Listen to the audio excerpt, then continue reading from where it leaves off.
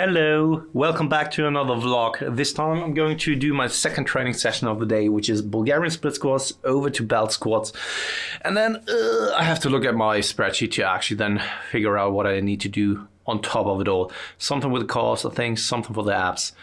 And yeah, I just wanted to show you what it's like to train from at home with the current setup. And I, of course, wanted to show off my platforms for the belt squats, which I will also use for the Bulgarian split squats, I would assume. Let's do this.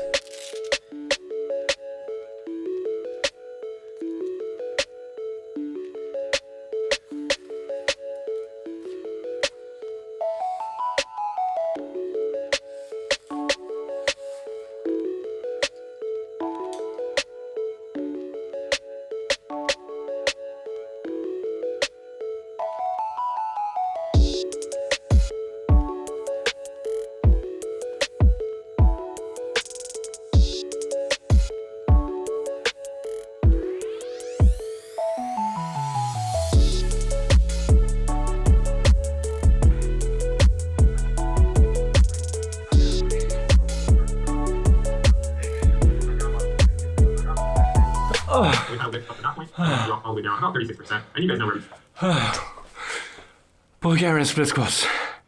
Killer. I just had 30 additional kilograms on me. I'm probably going to do the belt squats with the weighted vest as well. And then put some additional weights on the belt. Because the belt, there's not a nice cushion there. And it kind of hurts in my groin. I don't know if you guys have any kind of ideas on how to reduce it, so the pain, how to avoid it pressing into my hips, that would be highly appreciated. Give me a little bit of rest.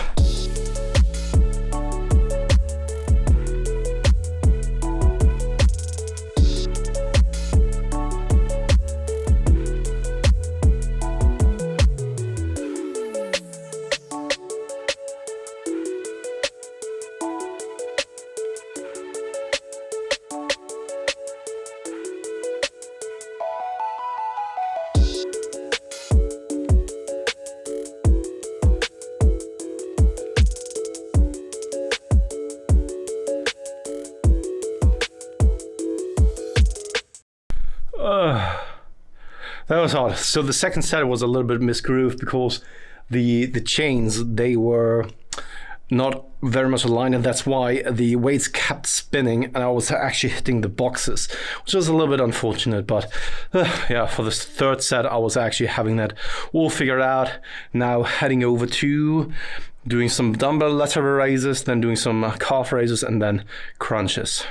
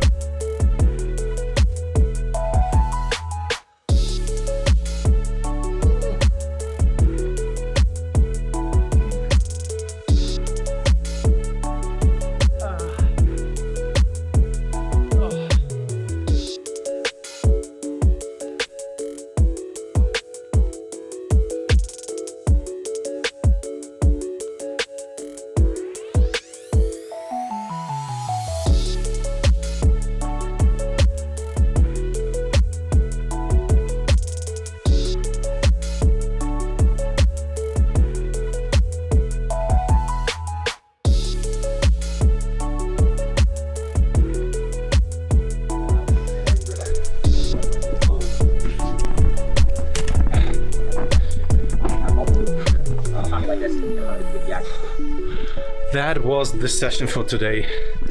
So, done with SLDLs in the morning, then some leg curls, then a little bit of delt work, so rear delt flies in the morning, then here PM session now.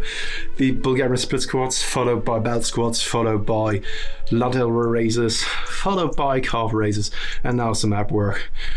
And, whew, I'm done. It's simply, you can say whatever you want, right? But for me personally, training from at home, because I never truly committed to training from at home in the sense of like, yeah, I'm building my own home gym. It's kind of forced upon me. Because of that, I feel like it's much harder to train from at home. Yes, I'm still getting the job done and all that kind of stuff, but at the same time, I have to admit to myself, it's not the same. I'm enjoying training at the gym so much more, and that is also being reflected in my training intensity, I have the feeling. But yeah, hopefully soon in Germany the gyms will reopen, but yeah, we are not there yet. Fucking UK. You were locking down the gyms, or closing down the gyms after Germany, and you're opening up them before Germany again, and the end is not even in sight in Germany. I fucking hate you for the time being. But I'm also very, very happy for you at the same time. I am. I really am. No, I really am.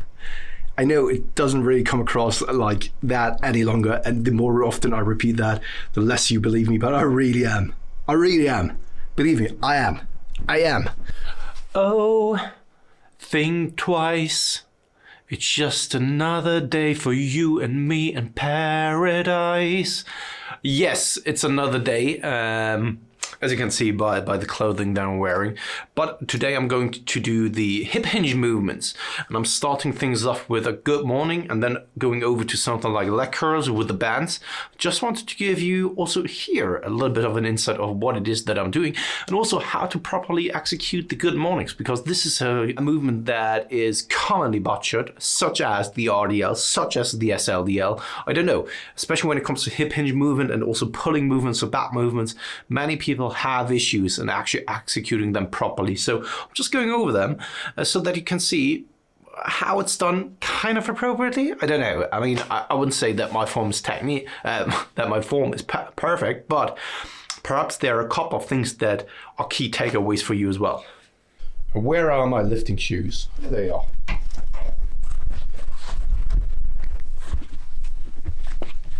Also, just a quick one, because I was asking for a trick for the belt squat so that it's not as painful in the groin.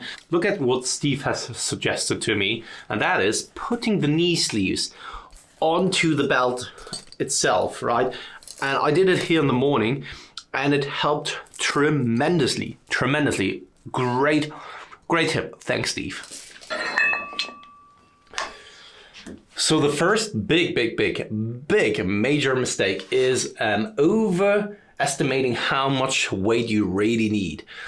In order to make the movement like proper for your glutes and the hamstrings, lower the weight. Like honestly, this is one of the key things that lead to a good mind muscle connection and a very good stimulus for the glutes and the hamstrings, simply because you can't load it nearly as heavy as something like an RDL or SLDLs, because the weight distribution is quite different, right?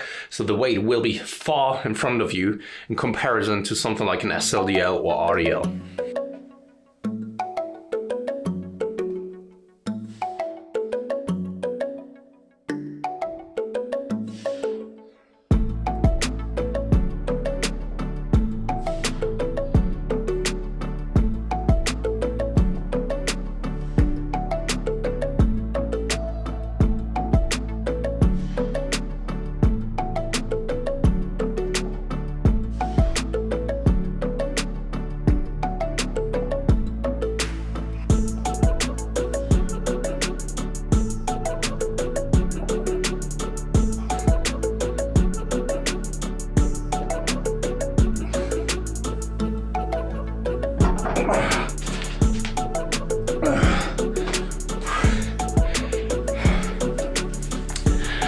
Another thing that you will do and want to make sure is that your stance width is appropriate for the task at hand.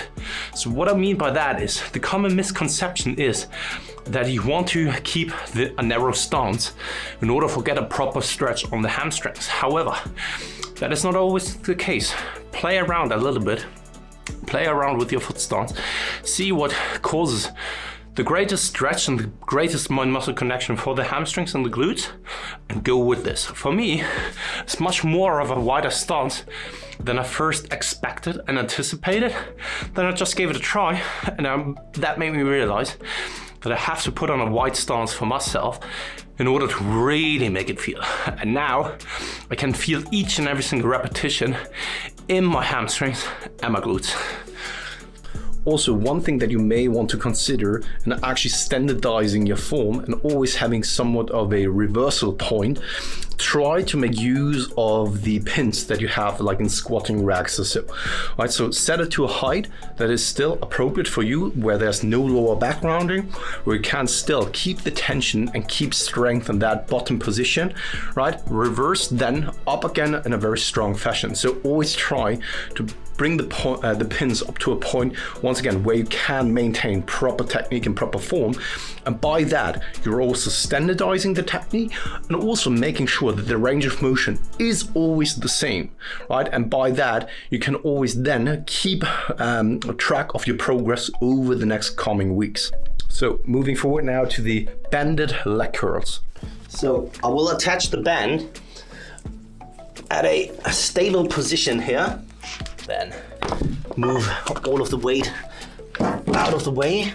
A little bit too much here. And then this is like an ankle wrap. So what I'm about to do is I'll take that one, the hook, put it around this one, right? And attach it to the band. And by that, I am going through the hassle of just trying to keep the band around my feet, but this one does the job. And thus you can very much just concentrate of getting a proper stretch and a proper mind-muscle connection and just a proper stimulus overall.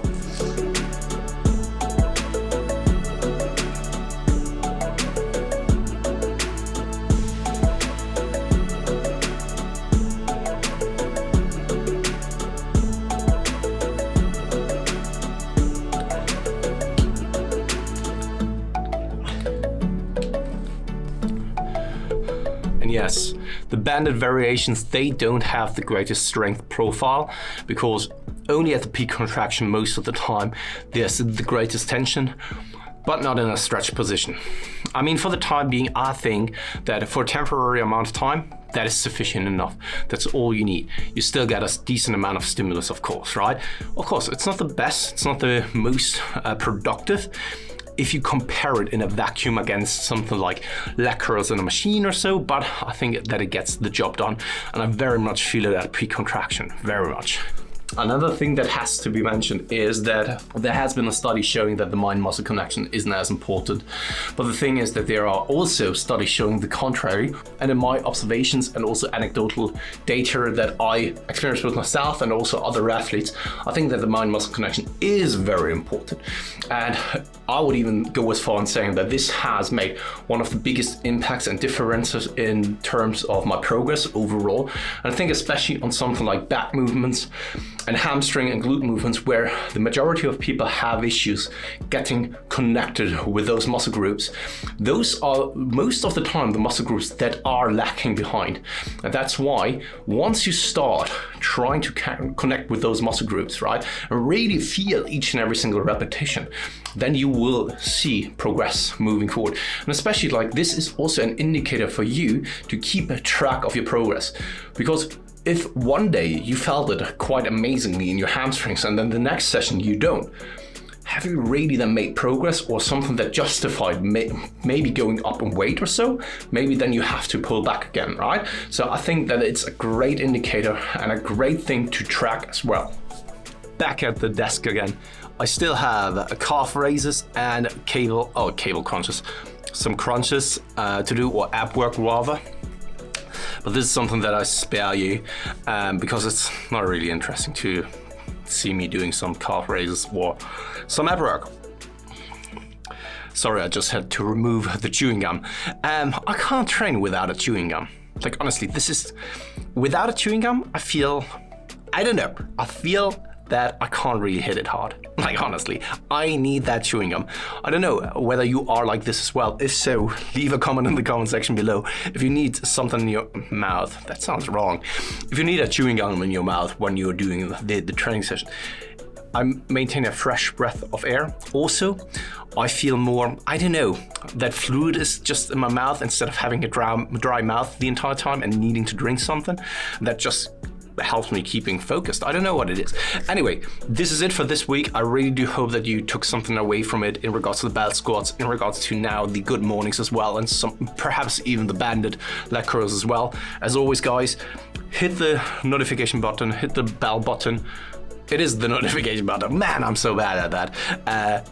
Like, subscribe, hit the bell notification button. That's it for this week. And thank you very much once again for tuning in. And I guess I'll speak to you next week. Cheers.